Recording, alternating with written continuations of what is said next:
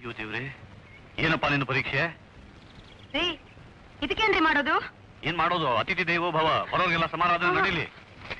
ಎಲ್ಲಾರನ್ನು ಸುಧಾರಿಸಬಹುದು, ಆದ್ರೆ ನಿಮ್ಮ ಹೊಗೆ ಸೊಪ್ಪು ಅಣ್ಣ ತುಂಬಾ ಗಲೀಜ್ ಮಾಡ್ತಾರೆ.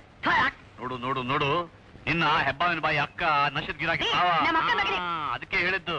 ಇನ್ನು ಆ ಮಕ್ಕಳು ಆಹಾ darling darling best of luck. ಅಂದ್ರೆ ನಾನೀಗ 12:30 ಫ್ಲೈಟ್ ನಲ್ಲಿ ಮಡ್ರಾಸಿಗೆ ಹೋಗ್ತಾ ಇದ್ದೀನಿ. ನನಗೆ ರೆಕಾರ್ಡಿಂಗ್ ಇದೆ. ನಿಮ್ ರೆಕಾರ್ಡಿಂಗು, ನಿಮ್ ಮದ್ರಾಸ ಸಂಗೀತ ಎಲ್ಲ ಇದ್ಬಿಟ್ರೆ ನನ್ನನ್ನೇ ಮರ್ತು ಬಿಡ್ತೀರಲ್ರಿ. ಏನ್ ಮಾಡೋದು ಚಿನ್ನ, ಕನ್ನಡ ಇಂಡಸ್ಟ್ರಿ ಮಡ್ರಾಸಲ್ಲೇ ಸಿಕ್ಕಾಕೊಂಡ್ಬಿಟ್ಟಿದೆಯಲ್ಲ. ಇಲ್ಲಿ song recording, re recording, mixing ಸೌಕರ್ಯನೇ ಇಲ್ವಲ್ಲ. ಅಲ್ಲ ರೀ, ಈ ಸೌಕರ್ಯ ಎಲ್ಲ ಇಲ್ಲೇ ಮಾಡ್ಕೊಡ್ತೀವಂತ ಹಿಂದಿನ 3 ಜನ ಮುಖ್ಯಮಂತ್ರಿಗಳು ಪ್ರಾಮಿಸ್ ಮಾಡಿದ್ರಲ್ಲ, ಅದೇನಾಯ್ತು ಹೇಳಿ? ಅಯ್ಯೋ, ಆ ಕುರ್ಚಿ ಮೇಲೆ ಕೂತ್ಕೋಬೇಕಂದ್ರೆ ಹಾಗೆಲ್ಲ ಮಾತುಗಳನ್ನ ಕೊಡ್ತಾನೆ ಇರ್ಬೇಕಾಗತ್ತೆ ಕಣೆ. ನಿಮ್ಮಾಗೆ ಮದ್ರಾಸಿಂದ ಫೋನ್ ಮಾಡಿ ಈಗ ಬರ್ತೀನಿ ಆಗ ಬರ್ತೀನಿ ಅಂತ ಹೇಳಿ ಕೈ ಕೊಡ್ತಿರಲ್ಲ, ಆ ತರ. ನೋಡು, ನಿನ್ನ ಹತ್ರ ನನಗೆ ವಾದ ಮಾಡೋಕ್ ನಿಂತ್ಕೊಂಡ್ರೆ ಅಷ್ಟರಲ್ಲಿ ಪಾವು ಚಟಾಕ್ ಎಲ್ಲ ಬಂದ್ಬಿಡ್ತಾವೆ. ನಾನು ಹೇಳೋದು ಕೇಳಿ. ಅವರೆಲ್ಲ ಬಂದ್ಬಿಟ್ಟಿದ್ದಾರೆ. ಯಾರು? ಅದೇ ಪ್ರೊಡ್ಯೂಸರ್ ಮಾರುತಿ ರಾವ್ ಮತ್ ನಿಮ್ ಗುರುಜಿ. ಬೆಳಿಗ್ಗೆ ಮಡ್ರಾಸಿಗೆ ಹೋಗಿ ಅಂತ ಹೇಳ್ಬಿಡಪ್ಪ. ನೀವೆಲ್ರಿ ಹೋಗ್ತಿದ್ರಿ? ಅಣ್ಣಯ್ಯ, ನಿಂದ ಅಮ್ಮಯ್ಯ, ನಾನು ಈ ಮನೆಯಲ್ಲೇ ಇಲ್ಲ ಅಂತ ಹೇಳ್ಬಿಡು ರೀ. ನಾನ್ ಬಿಟ್ಟು ಹೋದ್ರೆ ನನಗೆ ಆಗೋದಿಲ್ಲ ರೀ. ಇವರೆಲ್ಲ ಸುಮ್ಮನೆ ನಾನು ತಲೆ ತಿನ್ಬಿಡ್ತಾರೆ. ನಾನು ಮದ್ರಾಸ್ ಬರ್ತೀನಿ.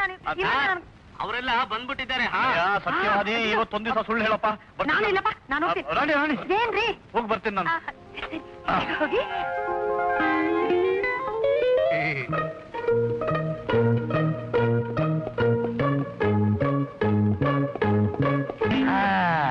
ಅಲ್ಲ, ನೀನು ಮುಂದಿನ ಗೇಟು ಕಣಯ್ಯ, ನನ್ನೇನೆ ಕಾಂಪೌಂಡ್ ಆರಿಸ್ತವ್. ನೀನು ಈ ಕಡೆ ಬಂದೇ ಮಡ್ರಾಸ್ ರೆಕಾರ್ಡಿಂಗ್ ಇದೆ, ಅರ್ಜೆಂಟ್ ಆಗಿ ಹೋಗ್ಬೇಕು, ಫ್ಲೈಟ್ ಮಿಸ್ ಆಗುತ್ತೆ ಅಂತ ನಾನು. ಸರಿ, ಹೋಗಕ್ ಮುಂಚೆ ಈ ಪೇಪರ್ ಕರೆಕ್ಟ್ ಆಗಿದೆಯಾ ನೋಡು. ಪೇಪರ?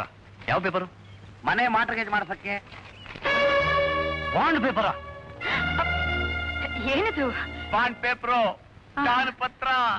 ಆದ್ರೆ ನಮ್ ಶಾಲೆಗೆ ಡೊನೇಷನ್ ಕೊಡೋ ದಾನ ಪತ್ರ. ಗಂಡನ ತುಲಾಭಾರ ಮಾಡ್ಸೋಣ ಅಂತ ಕೊಟ್ಟಿದ್ ಮಾತು, ಅದಕ್ಕೆ 50,000 ಕೊಡ್ತೀನಿ ಅಂತ ಒಪ್ಕೊಂಡಿದ್ದಲ್ಲಮ್ಮ. ಏನಮ್ಮ ಎಲ್ಲ ಮರ್ಸ್ಬಿಟ್ಟಿದ್ಯಲ್ಲಮ್ಮ.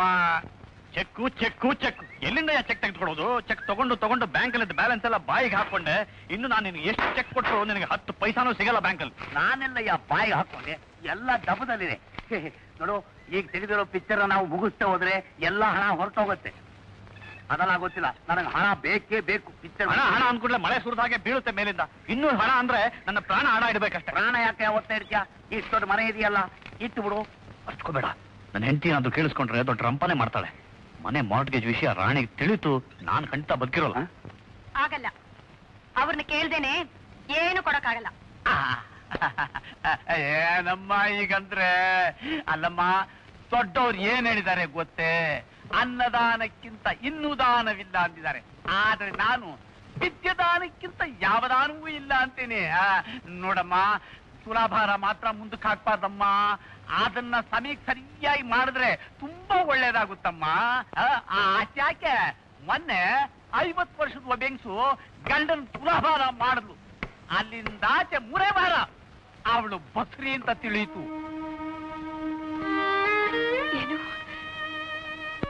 ನೀವು ನಿಜ ಹೇಳ್ತಾ ಇದ್ದೀರಾ? ಇದನ್ ಕುಡಿದು ನಾನ್ ಯಾಕಮ್ಮ ಸುಳ್ಳು ಹೇಳಿ?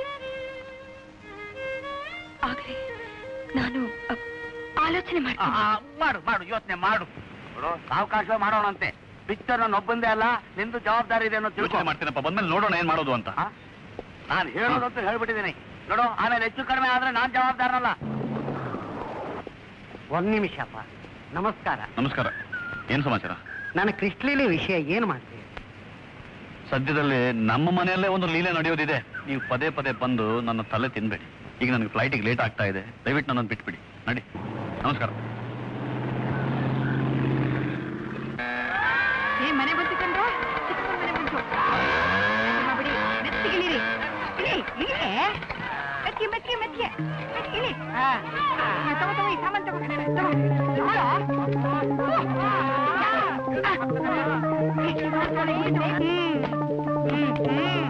ಇಳಿರ ಇಳಿಯ ಬೇಗ ಬೇಗ.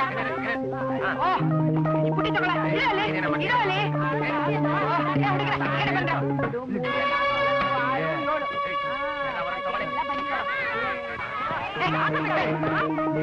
ಬಂದ್ರು.